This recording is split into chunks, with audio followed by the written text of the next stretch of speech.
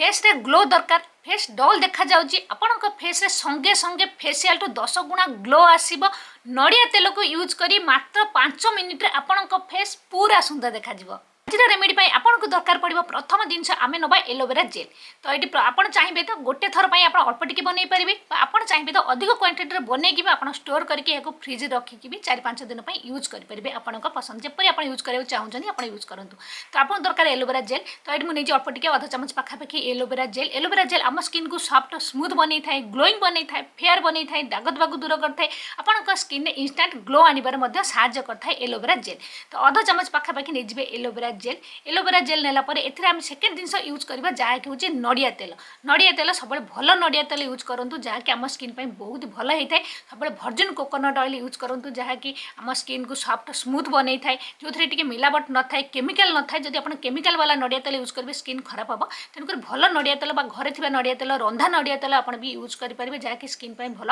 आपको ऑनलाइन मिल जाए virgin coconut oil cold fresh जदि आनीपारे आहरी भल कम कर। तेणुक जो जिन यूज कर नड़िया तेल देखिए यूज करेंगे जहाँफल आपंक स्किन भल भल माने आपंक स्किन खराब हेबनी। जब केमिकल जिनस लगे तो स्किन खराब हो। तो सब देखिए जोटा कि भल नड़िया तेल से यूज करेंगे जोटा भावुँ भल से यूज करेंगे। तो ये आम ना अल्प टिके नड़िया तेल अध चामच पाखापाखि नहीं नड़िया तेल जो मान स्किन ड्राए बेसी फाटुची ड्राए रोचे आप यार क्वांटिटी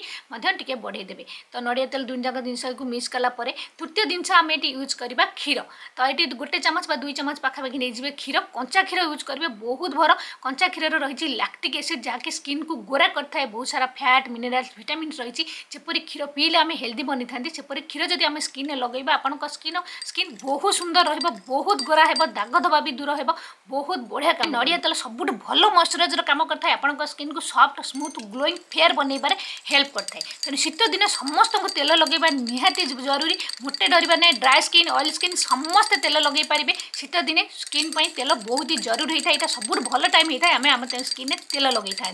तो ये अध चामच पाखापाखि नड़िया तेल नवा ता सहित क्षीर एलोवेरा जेल 3 जिनस रहा। चतुर्थ जिनस आम यूज करवा महू। महू एक ह्यूमेन अटे मैंने आपंक स्किन को सॉफ्ट स्मूथ बनईबार ग्लोइंग बनईबार फेयर बनईबार बहुत हेल्प करता है। शीत दिन जब आप स्किन में महू लगे आपंक स्किन बहुत ही गोरा है ग्लो कर दाग धब्बा दूर हम मेनली आपंक स्किन में इंस्टांट ग्लो आसो। ये 4टी जाक जिनस जो मिसीजे आपंक स्किन को लाइट एंड ब्राइटन करेंगे तो करेंगे सहित स्किन में इंस्टांट ग्लो आनबार हेल्प करेंगे कारण यह गोटे ग्लोइंग फेस पैक अटे जहाँकि आपंक स्किन माने जी आपंक स्किन ग्लो कर तार 10 गुणा आहरी अधिक आपंक स्किन इंस्टांट ग्लो आण इंस्टांट ग्लो फेस पैक अटे या भल से गोली सारापर देखते ये सीरम टाइप मोर बनी जाए। जब आप गोटे क्रीम टाइप बनवार अच्छी तो आप आउ टे क्वांटिटी यार एलोवेरा जेल जब बढ़ेदेवे तो आउ टे एलोवेरा जेल मिसेदेवे गोटे क्रीम टाइप बन बस अल्प बनातु बेसी बनातु आपंक चॉइस जब अधिक बनाऊँ फ्रिज में स्टोर कर रखिए और सबुदिन राति आपको थे लगेबार निहाती जरूरी अच्छी राति हो संध्या बेले हो जिते आपको समय हो फेस को भलसे सफा करदे धोई ने यह नहीं पूरा फेस रे भलसे पूरा लगेदेवे लगे भलसे मसाज करेंगे। मसाज करने द्वारा आपंक स्किन में ब्लड सर्कुलेशन बढ़ो जहाँफल इंस्टांट आपंक फेस रे ग्लो आसो।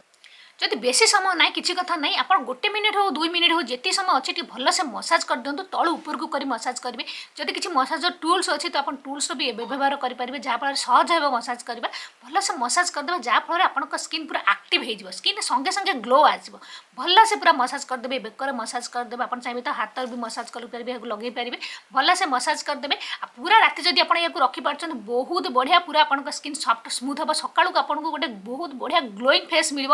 पूरा राति रखिपार्टी जब आपको भल लगुनि ये राति सारा रखापी तो किसी कथा ना आप भलसे लगे मसाज कर दिंतु जिते समय आप रखिपारे निहाती 15-20 मिनट रखिए तापर चाहिए तो 1 घंटा 2 घंटा 3 घंटा 4 घंटा जिते समय रखिपारे फेस रखु अति कम निहाती आपको 15-20 मिनट रखार अच्छे और तापर फेस को धोई ने धोई सारिक संगे संगे देखिए आपंक फेस केते सॉफ्ट लगे स्मूथ लगे ग्लोइंग कर आपंक स्किन ये बहुत बढ़िया अटे यह आपको सबुदिन लगातार लगेबार अच्छी जदि हो पार दिन दिन मिस करदे कि ना चेष्टा करूँ सबुदिन लगातार आप जब यहीपरी 15-20 दिन लगेदेवे आपंक स्किन पूरा चमक उठा गोटे थर लगे देखूँ आप लगे जो धोबे देखिए इंस्टांट आपंक फेस केते ग्लो करते चमक थो आपंक मुँह जिते शीत पड़ो आपंक स्किन सेपरी ग्लो कर मोटे फाटबनी ड्राए हेबनी या धोई सारापर आप जेकोसी नाइट क्रीम जब लगे चाहते किसी क्रीम लगे चाहते लगे पारे किसी असुविधा नहीं जब यह लगे रात सारा भी शोपारे आप चाहिए तो शोपारे किसी असुविधा नहीं आपको किसी लगे दरकार नहीं गोटे बहुत बढ़िया मॉइस्चराइजर भी काम कर स्किन को सॉफ्ट स्मूथ बनइब गोटे हाइड्रेट रखिए फाटवा देवनी आपको पसंद जपरी आप लगे चाहते तो बहुत बढ़िया इफेक्टिव रेमेडीटा पूरा सहज रेमेडी आ बहुत बढ़िया इंस्टाट आपन फेस रे ग्लो आसीबो